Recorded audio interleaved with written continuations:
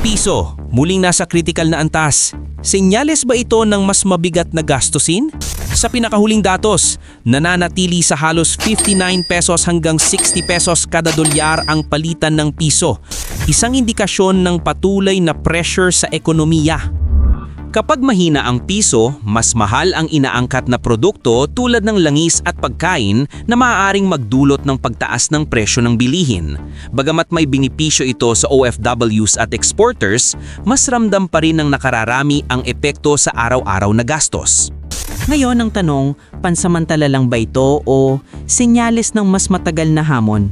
Sa gitna ng pabago-bagong ekonomiya, paano haharap ang Pilipino sa posibleng pagtaas ng gastos? Tutok lang dahil bawat galaw ng piso direktang tumatama sa bulsa ng bawat Pilipino.